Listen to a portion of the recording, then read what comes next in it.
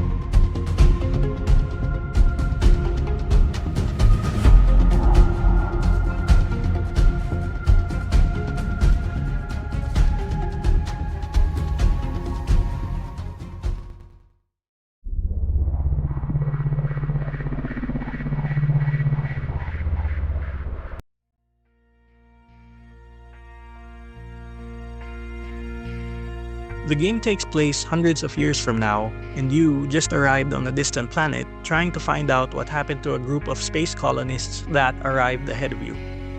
Before long, you will have to protect yourself and the people you meet from hordes of mechanical monsters.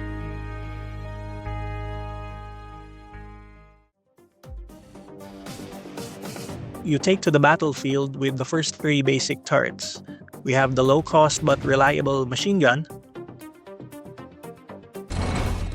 the laser turret that slows down enemies, and the rocket turret, a long-ranged attacker that deals area of effect damage.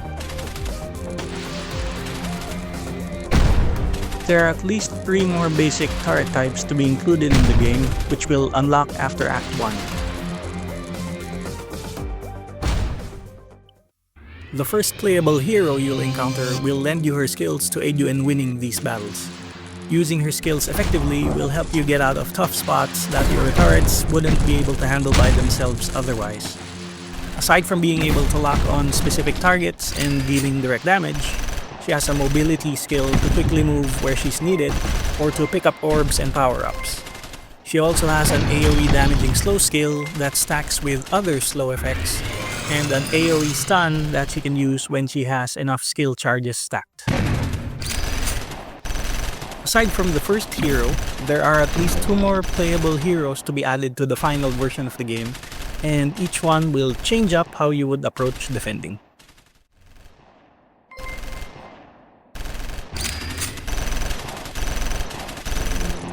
By defeating certain elite enemies, you can also gain circuit effects.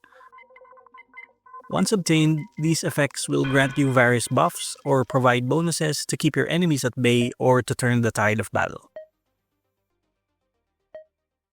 One of my favorite effects is Orbital Strike. It's a huge AoE attack that stays active in the area you select for a certain amount of time. It's great for clearing smaller enemies quickly so you can focus on bigger threats.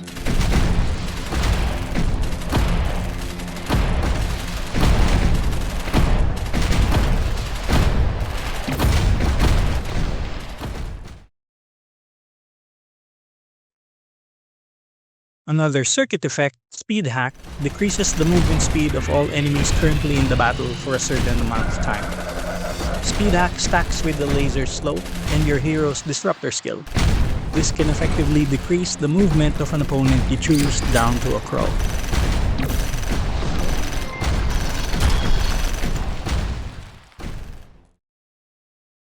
Another cool effect, Explosive Volley, gives a huge rate of fire bonus to all of your rocket turrets.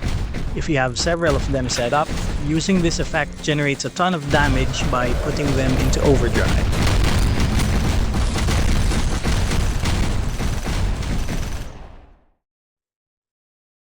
There are a total of 15 circuit effects that you can obtain during a mission. Some will buff your hero or your turrets, others will grant you more resources, and there are some that either act as an additional source of damage or just help you survive longer. Completing missions will provide you with equipment modules that you can slot on your heroes or turrets. You can also obtain other items and resources that you can use to craft or upgrade specific modules that you want. In your workshop, you can check each of your turret stats and equip any available modules you have to improve those stats, enabling you to succeed on more difficult missions. In this example, we're looking at the current stats of our machine gun turret. Clicking on the turret's module slots on the right will allow you to equip or change what's on that slot. You can choose from the available modules you have in your possession and see which ones give you the best result.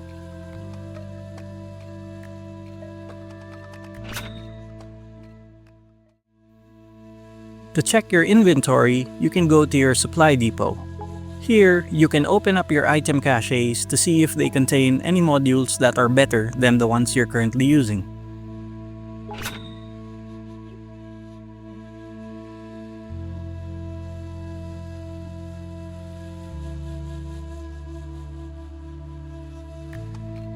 If they don't contain what you're looking for at the moment, you can use the data points that you earned through defeating enemies to upgrade the modules that you already have into a higher tier.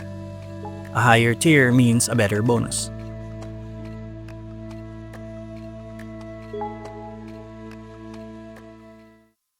So, how's development doing at the moment and what's in store for the future? Well, right now I'm working on a few more things to be ready for a playable demo. First, I need to polish the game's item crafting feature and finalize the hero level up and skill progression system. Then there's cleaning up the dialogue track 1 and the optimization needed to make sure it can run on as much PC hardware as possible. In terms of what's needed to complete the full game, there are at least 3 more turret types to be developed, at least 2 more hero units. Then there's all the assets needed to do Act 2, 3, and 4, which includes at least 12 more unique levels, and a ton of new enemy units that are not in the game yet. We'll also have 2 more difficulty tiers after completing the campaign, and an endless wave mode for you to challenge yourself and see how many enemy waves you can successfully defend against. And finally, there's the inclusion of special and unique modules that extend or modify how base turret types perform. That's all for today, and I do hope that you like what you've seen about the game and look forward to it. Please leave a like and subscribe to the channel for future updates. I also have some links in the description to follow Decimation on Facebook or Discord. Thank you for your time and see you in the next video.